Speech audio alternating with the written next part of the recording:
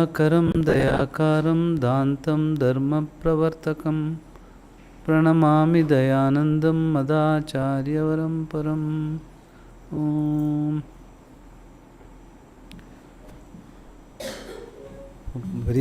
Hope you had a very intense session. A lot of classes I saw in the schedule. So they want it closer. right. Okay, comfortable. Yeah.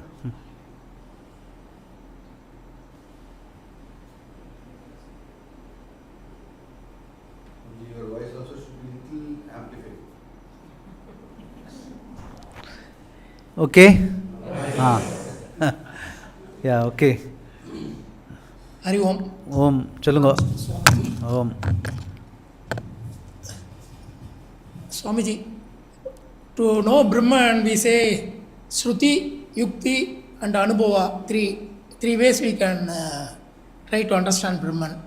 Shruti, we know that it is the ultimate pramanam for Brahman, Shruti only. Then why Yukti and Anubhavam is also included here? Shruti is ultimate pramanam. For example, even for Sarga, going to Sarga and all that. There you cannot question. There is no Yukti will help. Because nobody has gone to Sarga and come back and talked. So there what you say is fine. But when it comes to what you are, he says you are Brahman means you are Brahman, not you will become Brahman. You are means right now, present. So when it is here in front, you are Brahman, when it is told, you cannot go by belief. You must be able to question and understand. That you are Brahman, Tattvam Asi is what the Acarya says. You have to say Aham Brahmasmi. So I am. You are is what the Shastra says. And you have to say I am. For that knowledge has to become yours. So for that you need Yukti. First Shastra says everything else is fine in terms of going to Surga, Punyam, Papam and all, because that's all we don't know exactly how it fructifies and all that. It's all after. What has happened in the past or what is going to happen in the future, that is all belief systems. Whereas when it is telling Shastra Pramanam, when it says it's knowledge and you are here and now, you are Brahman means here and now, that you must know. Shastra knows fine, whether you know. For that Yukti is needed. And Anubhava is, yes, I am Brahman is understanding, and in the sense you have what you call, in the sense what you started with, why you started the inquiry. You felt you are not happy with whatever you have been doing and all that. And so then now you know you are Brahman and you are happy. That is the Anubhava, meaning you are living after the knowledge and before the knowledge. The life is the same. Okay, but your living after the knowledge is in line with the understanding. So that is Anubhavam. Nothing, no. Anubhava meaning Bhava is being. Anubhava means Anusaranena Bhava. In the sense, in accordance with your understanding. That is Anubhava. It's not some, generally Anubhava is used, translated as experience and all that, but that is all in terms of worldly activities and all that. But when it comes to Shastra, Aparoksha Anubhuti, Swarupam and all that, Aparoksha, either you are an Aparoksha Samsari or an Aparoksha Asamsari. Either way you are Aparoksha. Atma is always there. Whether you deny its reality or you accept its reality. Renduda. Atma is always there. So that is coming from, that is called Anubhava. So Yukti and Anubhava is only what you call, reinforces the what Shastra says, and by your own you own it up, because next the Guru, Shishya and all that, next person is going to convey the same vision, not different. It is because the Brahman, the understanding is it's all, there is no, it doesn't have a part, it doesn't have any what you call attribute, all that is already told. That means what? The transfer, the vision and the understanding transfer has to be full and complete from Guru to Shishya, Guru to Shishya, Guru to Shishya. That must be able to, that communication has to be complete. For that it has to be both Shruti, by Acharya, Shastra, Acharya, Upadesa, and then your own understanding, then your own Anubhava has to be complete. Then only you can transfer that vision to the next student. So there is no quarters for any doubt. Can Indian be considered superfluous to Shraddha and Shastra?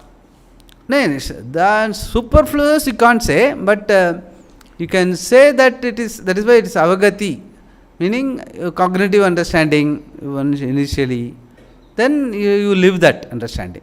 Then only it's called, that is a difference. Yeah. Hari Om. So, can we call Jivan Mukti and Moksha as a synonym? Yeah, definitely. Moksha is not, it's not after, here only. Understanding. The freedom you have once you understand that I am what I am. Everything else is happening in my presence. That understanding has to be here and now, and that is freedom. That moksha means freedom.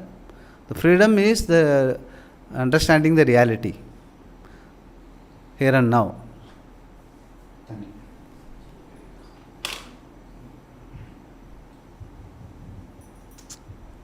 Hari Om Swami. Brahman, in today's class it was explained that it is Desha Kala Vastu Paricheda. Vastu aparichinnam. Aparicheda. Then when it comes to that, we have these four states like deep sleep, as well as unconsciousness, samadhi, and when we get realization. How, from Advaitic point of view, how do you differentiate all these four states? See, samadhi is basically like you stay with what you said, no? That without any thoughts, without any, no vritti. That is called samadhi, generally. That is what is samadhi in the yoga shastra and all that. But in Vedanta, samadhi is samyak adhinam, meaning samyak knowledge, that samyak jnanam, complete understanding. For that, it is not a state, it is understanding in whatever state you are. So the understanding like a shruti, that is why it's called shruti, it flows. Whatever you are doing in life, once that understanding is there, it is like if you look at any musician, even when he or she is cooking, some humming will be going on inside. That is called shruti. In the same way, in your life, once the understanding is there, whatever you are doing, wherever you are, whether thoughts are there or not there, still your understanding will be there at the background of it. You don't have to really keep on remembering every time, whatever you are doing, that I am Brahman, I am Brahman, I am Brahman. So it's like you remember your name now, thereafter you will be that being, the complete being. So that is the samadhi, basically, as far as Shastra is, Vedanta is concerned. Then realization is basically you realize what you are not. In the sense, what you are not, you keep on negating. We generally say realize a mistake, no? We generally realize a mistake. So we have taken ourselves to be other than what I am. Body, mind, senses, all those, all comes along with that. So now that is cleared now. After this understanding, I am Atma. Body, mind, senses are only instruments. So those things, all associated thing and all activities are phenomenal. It's all happening and all that. Whereas I am Brahman is the understanding. So that realization is also taken care of. Third, samadhi, realization. Unconscious is basically what you call conscious. Consciousness is your reality. Unconscious is absence of that. In the sense, agrahanam. If you don't understand that, you are unconscious of that. In Vedanta level. Not like unconscious when you go take a medicine and go unconscious. Not that. Coma and all that. It's not that. Unconscious in Vedanta is only the fundamental unconscious. That is agrahanam. In Mandukya, people, agrahanam karanam, anyata agrahanam karyam. So the agrahanam is fundamental unconscious. and that is also called inhibited consciousness. Whereas uninhibited consciousness is your reality, or undivided consciousness, pure consciousness, whatever, in the sense your reality. So if you don't know that reality, you are unconscious of that. So that is how all our problem starts, in the sense, as you are born, initially few months till the time you know what it is all about, like you know to even drink your milk and move around and all that, you are with uninhibited consciousness. Once you get a name, once you get some, what you call, you become self-conscious. Even a child 1 or 2 years later, when they are playing, if somebody comes from out, they will stop, they will not play. Once they leave, they will play. That means what? Their self-consciousness has come. They have started identifying themselves from others. That is how self-conscious, that is inhibited consciousness. That is all, it's all part of the unconscious only, till the time you understand reality. So, deep sleep is basically only deep sleep. You don't. That is not. That is nothing to do with deep sleep. Is you are one with only comparison with understanding or nishtha or jnana nishtha or what you call complete understanding or anubhava, whatever it is it is similarity is only in terms of you are with Ishvara. Even in sleep, deep sleep also you are only with Ishvara.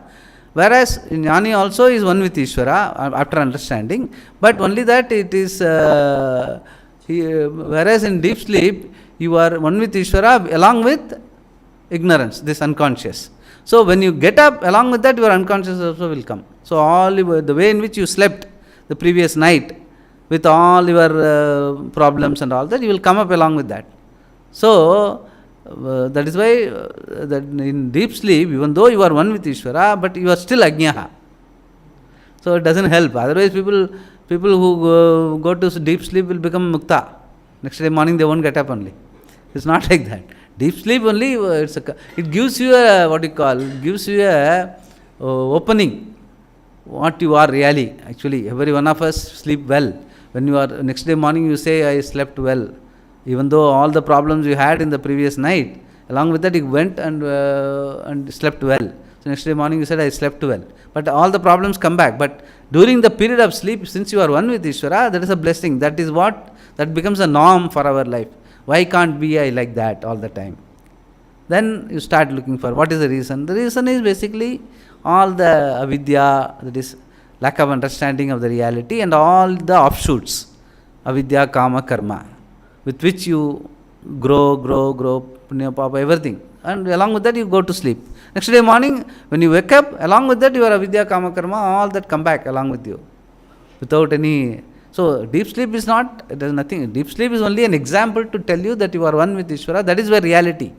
In the sense, if you can be like that, one with Ishvara, and you are happy, you are, why can't I have that in the waking also? That gives you an incentive to understand what it is all about.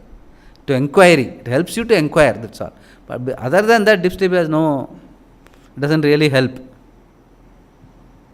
I can say like that, during Sushupti or unconscious or Samadhi, like a Jnani, I am not having Desha, Kala or Vastu. Am I correct? Yeah, in deep sleep, you are Desha, Kala, Vastu, in the sense you are not aware of. Fine, Desha, Kala, Vastu, Aparichinnam, that is true. But you have got that, along with that, you have got that the ignorance, unconscious, which not only unconscious, that is along with that whatever you have accumulated as anyata grahanam, meaning unconscious is only a grahanam. Anyata grahanam is all your, right from your understand, your association with your body, mind, your name, fame, all that, looking at everything, relationship, everything, anything, all Dvaitam is because of that agrahanam. So lot of things are there along with that. So I don't think deep sleep you can equate. In the sense, it's only says the experience is, deep sleep experience is fulfilling, that you want to know what it is all about. It helps you to inquire, that's all. Whereas samadhi is again not the yoga samadhi, but jnana samadhi, meaning and understanding that you are understanding the reality and being with it. And there again, we don't advise in terms of being in samadhi all the time. It has to be a Shruti. Some Brahma Karma Samadhina, when we say Brahmarpanam, Brahma Havihi, Brahmagno, Brahmanahutam, Brahmaiva Tena Gantavyam, Brahma Karma Samadhina, in spite of all these things, whatever you are doing yoga, you are doing jnana, yajna, in spite of all that, Brahma Karma Samadhina, in the sense, everything is Brahman, that understanding. So, it doesn't mean that, without doing anything, you have to sit tight for samadhi, no. In spite of doing, I am Advaita, I am in Advaita, everything else is happening in my presence. That is understanding, that is the samadhi we are talking about. And unconscious, as I said, it is agrahanam. It's basically ignorance, fundamental ignorance, with which everyone comes. Then only once you understand that, then you what it is, how to get rid of that, then knowledge, then because of that whatever you got anyata grahanam drops off, because agrahanam is the root cause, anyata grahanam is the advantageous. So all things will go. That is how you have to look at unconscious. And realization, as I told you, it's a realization of the mistake only. There is no other realization. Generally they say realization is self-realization and all that. But again, understanding only it is. I would use the word understanding better, and realization is only realization of mistakes. Whatever I have taken on myself otherwise, you can knock it off. So that there is no confusion.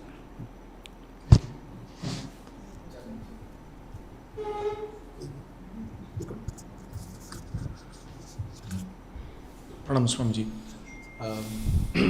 இப்போது ரீசெண்டாக Guruji SV ++ class teach பண்ணாங்க. அதில் சங்கரர் கர்மயோகமும் ஞானயோகமும் சமுச்சயம் பண்ணனா அதனோட benefit இது பண்ண முடியாது அப்படின்னு சொல்லி ரீப் பண்ண முடியாது, அவர் you will not be enjoy the ஜீவன் முக்தி பலன் அப்படின்னு சொல்கிறாரு. ஸோ இப்போ அந்த 4th ஸ்டேஜ், அது சதுர்த்த ஆசிரமத்தில் சொல்லும்பொழுது தான் அந்த ஆக்சுவலாக அந்த இது வருது. இப்போ சதுர்த்த ஆசிரமம் சொல்லும்போது ஆக்சுவலாக இப்போது சமுச்சயம் பண்ணக்கூடாது அப்படின்னாக்கா கிரகஸ்தாலிருந்து ஆந்திர சந்நியாசம் கான்டெக்ஸ்டில் எடுத்துக்கணுமா, இல்லை காஷாய சந்நியாசம் தான் பலனை கொடுக்கணும்னு எடுத்துக்கணுமா, எப்படி எடுத்துக்கணும்? See, Samuchaya is told by Shankara very clearly. Jnanam and karmam cannot be, Samuchaya means mixing up. Cannot be done, because Jnanam alone is the moksha sadhanam. What you have been right now telling is, for moksha, your understanding alone counts. So karma doesn't have a role to play in understanding. So karma and jnana cannot be mixed up. That is why jnana karma samuchaya is not accepted in Vedanta as a as a means for moksha. So only jnanam is the, karma helps only in terms of developing a discipline, right from sadhana chadushte sampannam, becoming an adhikari and all that. So that is all fine, that is all, upaya is there, but upaya is only jnanam. So that is why the mix-up should not be there, it's all. It is not, nothing to do with whichever ashram you are and all. Whichever ashram you are, if you want to have the understanding, you should not mix it up. Okay. You must be very clear, like, so anything, the changeless is my reality. Everything changing is mithya, transactable. So I should not be looking for fulfillment. Okay, you may have a short-term goals, keep working at it. Everyone does that. But if it doesn't happen, it's only obvious. If it happens, you are lucky. Because there are so many reasons why something can fail, in spite of all your best efforts. So keep that and you bat the back out, because it's changing. See, eventually Shastra itself says changing means what? That without change, even that appearance is not possible. Continuously it has to be changing, anything and everything. Even whatever we think it is static, it is changing. We don't know exactly. That is why every instrument has got a life. After some time it's going to go. Every gadget, anything and everything is changing. So what is changing is only appears. It is not. It is there for use, available, but it doesn't have a reality. So only you, the being, what we said, desa kala vastu aparichinnam, because it is desa kala vastu aparichinnam, it is real. It cannot undergo any change, because it is timeless, spaceless, objectless being. So that is your reality right now. Whichever stage you are, as long as you don't mix up the changeless and the changing, you are okay. At all times you must be alert to this. So it has nothing to do with lifestyle. Lifestyle you can have anything, like brahmachari is there. It has got its own plus and minus. Grahastha, it has got its own plus and minus. It helps you to learn faster, because you get the hits and knocks faster. When you, without going through that, if you take to sannyasa also, you will be in for surprise all the time, because what you have not gone through, it will come in whichever way. If it is there in your prarabdha, that time you have to be careful about it. So it is safe to go through that childhood, brahmachari, grahastha, and it is safer in the sense you get to through all that, and by the time you take to sannyasa, you have gone through that, so you don't have any leftover abhilasha to fulfill and all that, so you are comfortable with it. That's all. Otherwise, the lifestyle doesn't really matter. That is why in last satsang with Sakshat Swamiji, there was a discussion. Shankara, because in Shankara's Bhashyam itself, when he starts the Bhashyam in 2.11, the first Gita Upadesa Vakyam, he takes very clearly that Jnana Yogena Sankyanam, Karma Yogena Yoginam. He Sankyanam means sannyasis. He says Jnana means sannyasi. Then, but the Nishtha is Karma Yogena Yoginam. The second Nishtha also is there. Swamiji used to say that you have to take that people who take to sannyasa only for understanding. The Vividisha sannyasi. He will be a Karma Yogi. Till then, because he has not, he is taking sannyasa for understanding. So, since he has not understood, so till the time his understanding grows on him, he will be a Karma Yogi. He will be doing, because that he is only a mumukshu. He knows that he is different from Brahman. That is how we start, all of us start. So till the time he understands, he will be a separate person, so you will have to undergo Karma Yoga in the sense, you will have to qualify yourself, all that. Whatever a grahastha does, he also does. Like puja and all that he does and all. As the understanding grows, it becomes easier for him to drop off all the karma, because there is no stipulated karma for a brahmachari going into once a vividisha sannyasi, once he has understood, he can, whatever puja you can just drop, because he has not vidhivat, he has not taken to any puja and all. Whereas a grahastha, since he has taken to karma vidhivat, he has to leave the karma also vidhivat. That is why sannyasa. All the vidhis are there. That is all the difference. But in terms of what is what you are asking initially, that karma and jnana mix up, that doesn't help in moksha. But karma has its own place in terms of karma done as karma yoga.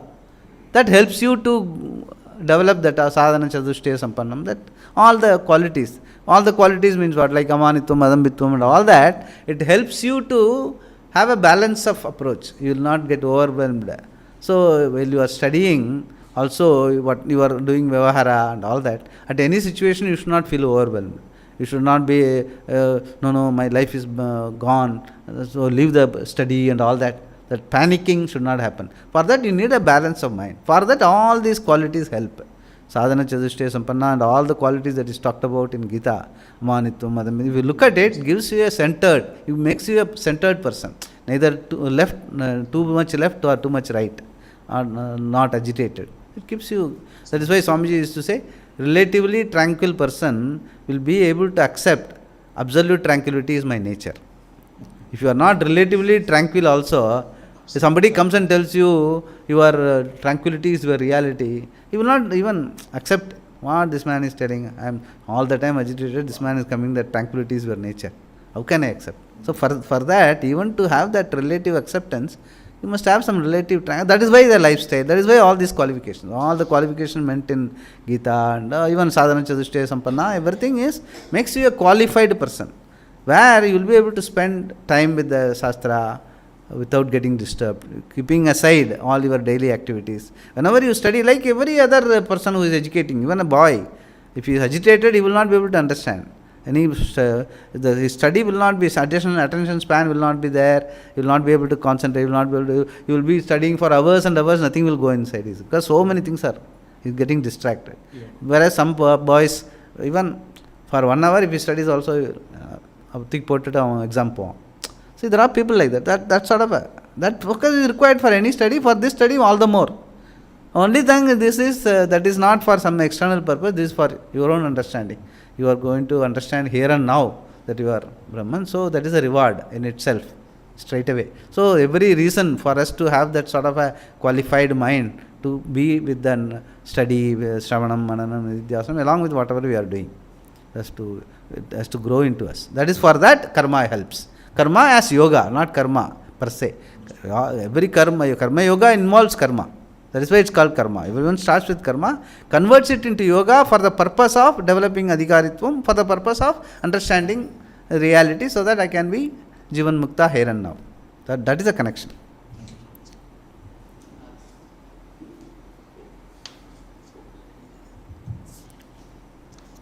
ஹரியம் Swami.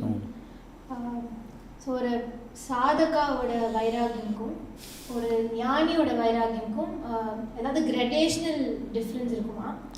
And ஒரு ஞானம் வந்தக்கப்புறம் is வைராகியா still necessary?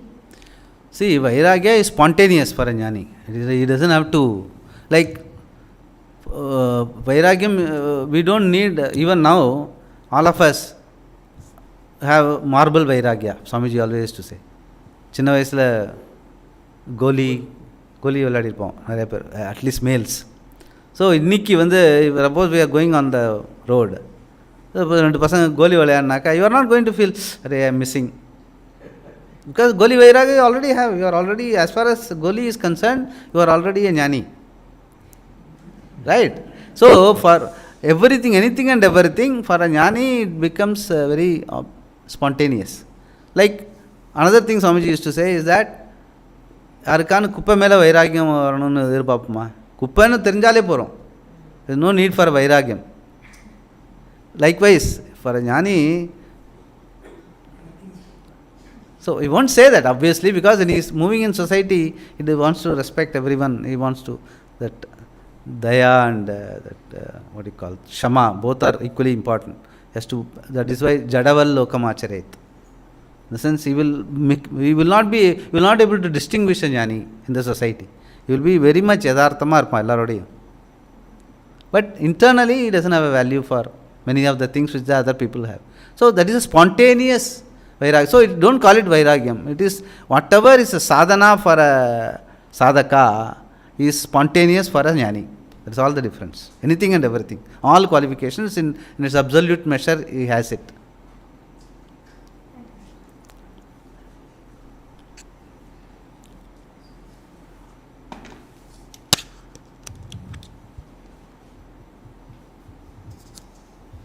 During our most of the Vedanta class, it is repeatedly told that when there is a date of birth, there is a date of death.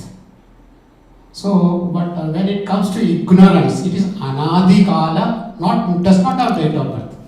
How can we can explain jnana will give birth to the vairagya? Sorry, ajnana. No, in Vedanta, it doesn't say you have a date of birth and date of death. Actually, you don't have. That's what I was trying to say. What you are not there before, and you are not there. I mean to say, wherever there is a date of birth, because right now we are a body, we consider it as what a date of birth, as well as date of birth. No, we start like that, right? But when you come to Vedanta, the first thing what is told is that you are not the body. Body is you, but you are not. Then you don't have a date of birth. Only body. I'm not telling. I mean, in the learning stage, I mean. Learning stage only, yeah. Learning is basically getting rid of all these notions that I am the body. Body is me, but I am not the body. So slowly, that you getting rid of the learning is basically getting rid of that notion that I am the body. So that is how it is. What is your question? My question is, when ajnana does not have, ajnana is not born even. But it is gone. Anything, ignorance is not born, but it will go, right? Any ignorance, even for example, when you even English language, you didn't know and you came, anadi. But the ignorance of that English language is gone now. So like that, any knowledge is like that. Any knowledge is, you come with ignorance. That is why a human being is born with a clean slate. Why? Because it has in its genes, it has got the learning of all the jantus, 84 species or something they say. Everything is there. You have gone through that many cycles, and then only you are born as a human being. So when you are born as a human being, the genes have got the learning of everything. Suppose all that is available as samskara when you are born only, you will be confused. So you are given fortunately you are given a clean slate. Thereafter, anything and everything you have to choose to. You have got the freedom. Kartum sakyam, akartum sakyam, anyatava kartum sakyam. You have got the freedom to know anything and everything. You want to know English, you can know. Sanskrit, yes. Russian, yes. So anything and everything you have to choose to know. Even this understanding you have to choose to know. Unless you choose to know, you will not learn. So that ignorance is there till the time you choose to know. So that is ignorance is very, it's very obvious. Even not only this knowledge, every knowledge for that matter. So ignorance is not the issue. Whether you choose to know is the issue. Because we choose different things, we choose. As we grow, different things, people choose different science, some technology, something like that. And you learn. Whereas the thing is that all that which you choose to know, it's all in the changing, what I have been telling, in the changing aspect. Irrespective of what you know, whether it is science or technology, anything will keep changing. What is previously used to become obsolete in 20 years, now it is becoming obsolete in 5 years. Whatever knowledge you call it today, in another 5 years it will become obsolete. Because it is changing, continuously changing. So what is the point in learning changing things? Because any time it is going to become obsolete. So you have to. So intelligent living is trying to know the changeless. That is you. Fortunately, you don't have to look for it elsewhere. Only that you have to. What you have been looking for, you have to drop. For dropping, you need certain yoga. In the sense, some viveka, vaira, all that sadhana and all that. And once you drop it and once you simultaneously try to understand through the Shruti, Shastra, what is your reality, then spend time with it, Shravanam, Mananam, then contemplate, then you live it. That is the Anubhava.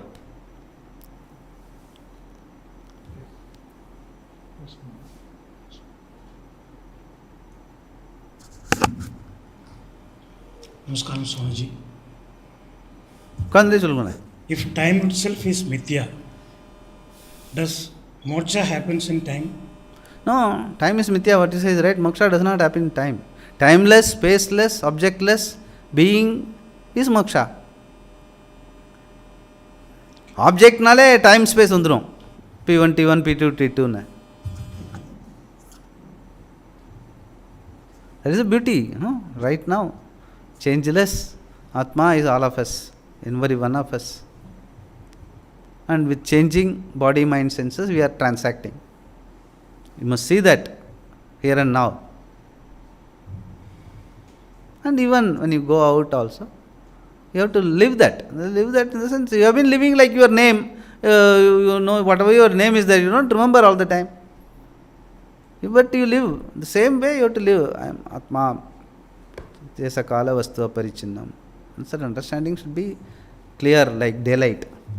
Then the satyata, that sadeva satyam, the sense that is called nishtha. The clarity in understanding is called nishtha. Nitaram sthitihi.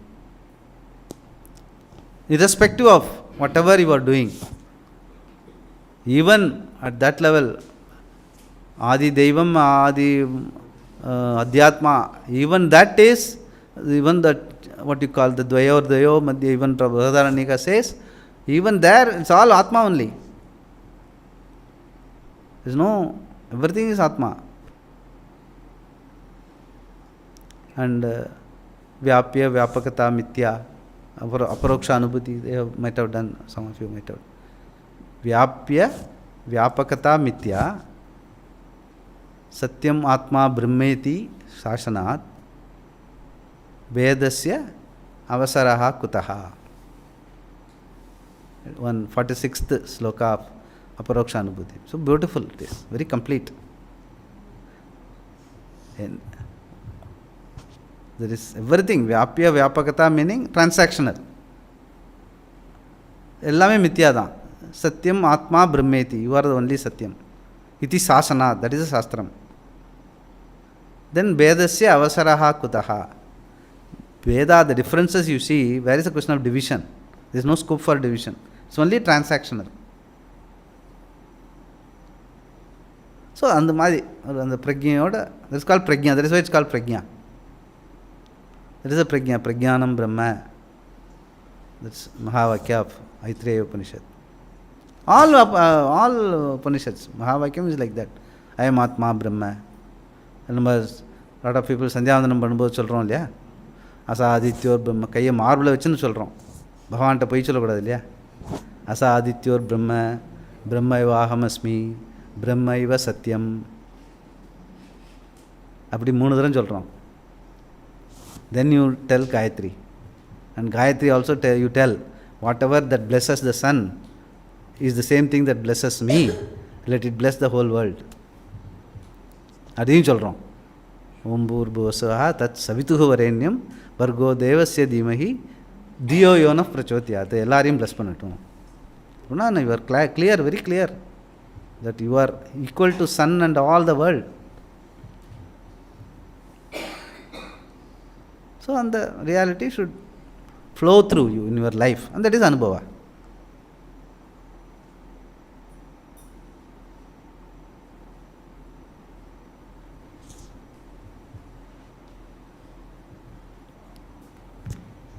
Swamiji, understanding Brahma Astitva is comparatively easier. Asmi, Brahma Asmi. Astitvam, okay, but when you are talking about Aham Brahma Asmi, you are not saying Asti. Asti Nava Asmi. Correct. But my question is that understanding that Astitvam is much comparatively easier, the travel from that level to Aham Brahma Asmi, how that could be? Actually, that is why Gita starts with Tvam Padartha first. I would say Aham Brahma Asmi is understanding is easy. You tell me logically, understanding yourself is easy or understanding the world? Ishvara to dur ki baat hai. Ishvara nobody has seen. But you are, I am, you start with your life, I am. For that I am, you don't need to ask your wife whether I exist or not. Then I am. So I am, Aham Asmi. Sadeva Aham Asmi. All, there are Upanishads. Sadeva Aham Asmi. Atmaiva Satyam. So all that is that we should. So it's not difficult, honestly speaking. Nothing is easy or nothing is difficult once you have that Shraddha and approach. But travel in Upanishad is like that. First it is establishing the Astitvam and then only it is traveling to Brahma. No, not like that. No, who says? It's all, very rare it is only, I am Atma. Atma alone. Atma means what? You. It doesn't start with Atma Asti. Atma Asmi. The inquiry starts with you actually. That is how it is. To whom it starts, suppose he doesn't come to Vedanta, he is in the Puja, Karma Kanda, all those people. For them, they have already decided Brahman is elsewhere, Ishvara and all that. For them, it tells it all that apavada has to be done. And then that is why the Srishti Prakriya, the whole Upanishad, everywhere some Srishti Prakriya is there, is only for people who are so much focused on karma and all that, the world is everything for them. For them, that Srishti Prakriya is given. Okay, this is born like that, 3 elements, 5 elements, Karna Karya, all that. But slowly, Karna Karya, then finally you say Karna is Mithya, so Karya also is Mithya. So both the Karna Karya is checked out. Apavada. So Adhyaropa Apavadabhyam Nishprapancham Prapanchate is meant to, Srishti as a Prakriya. It is just purely a model. It doesn't, finally Srishti, when you say it's a Prakriya, there is no Srishti. Like even people who know mathematics, any any theorem and all that, you an adjunct or a construct. Construct is only an imaginary line. So it goes out once you understand. In the same way, Srishti is only a Prakriya. Once you understand, there is no second. Then there is no second, where is the question of Srishti? Then what happens to all this? That is all you only. Satyam Atma Brahmeti. In you all these things are happening. In you the whole, whatever changes happen in changeless only. Only because of your changeless only you are able to perceive the changes. Only a changeless, otherwise if you have a changing, you are also changing, every vritti will get colored. Like for example, you are buying a colored glass and seeing something. You will see, suppose you have a red colored glass. You see a white object also, it will look red. So your understanding, your vritti will never be clear. Understanding will never be clear. Since you are changeless, you are able to accept, you are able to see every changing clearly and keep moving, and you are able to learn. Even life, learning, everything is possible because you are changeless, Atma. So Atma is the easiest thing to understand. Only that you have to, in the sense we are so much used to thinking there is nothing, it is useless. I am useless. I have to do something to become. Whereas the most embellished, the most blessed thing is only Atma. And you don't have to become something to become glorious. You as Atma you are glorious. That understanding as to that is the teaching basically. Everywhere, like as I was telling right away. Otherwise how in the middle of the Sandhya Vandanam why it should say Asadityo Brahma Brahmaiva Aham Asmi Brahmaiva Satyam. I used to wonder. 3 times we say. And 3 into 3, 9 times we say. Chinna child lend aramche. How can I put my hand on my chest and tell something which is a lie? And the two, with lot of Shraddha, Bhagavan and all that. So, you have, since that is where, that is Shraddhavan Labhate Jnanam. And Acarya also says that, Acharyavan Purushaha Veda. And then,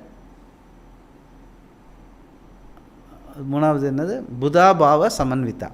That is that Gita 10th chapter, no? Once a person who understands it, it is no more a bhavana, it's only bhava. Bhavana gets converted into bhava, samyak kanvita, samyak jnanam, complete understanding.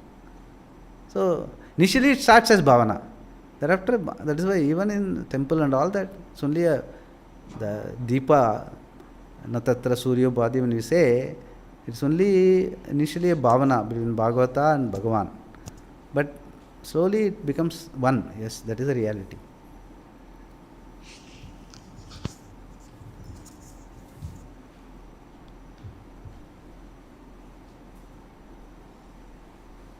My last question here.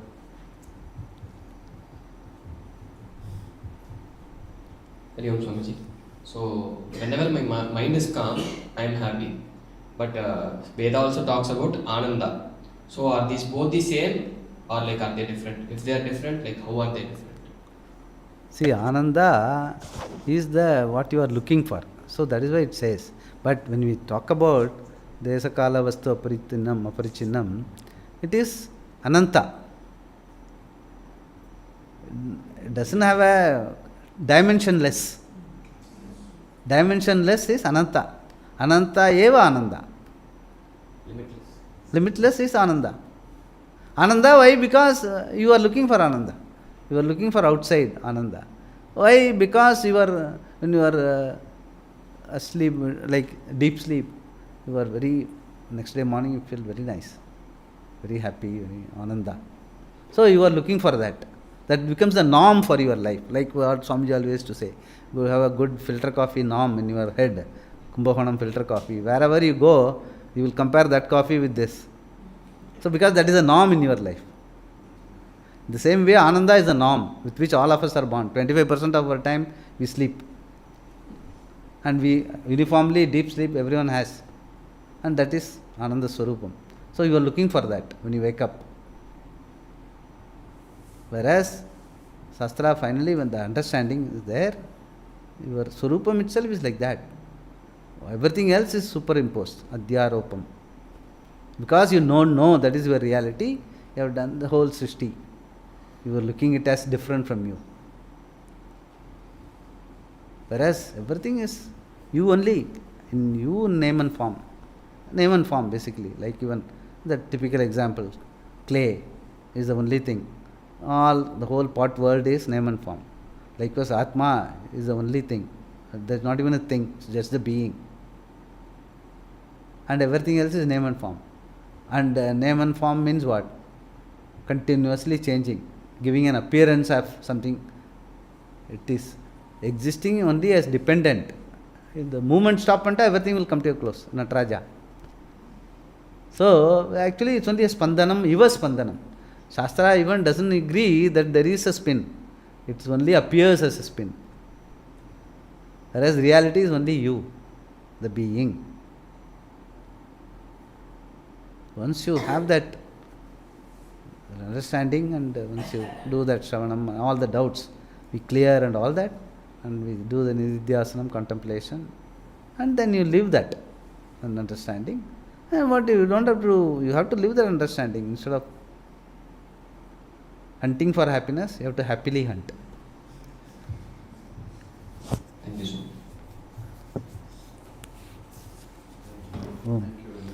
Om Mada Purnamidam Purnat Purnamudachyate Purnasya Purnamadaya Purnamevavasishyate. Om Shanti Shanti Shanti. Harihi Om Sri Gurubhyo Namaha. Harihi Om.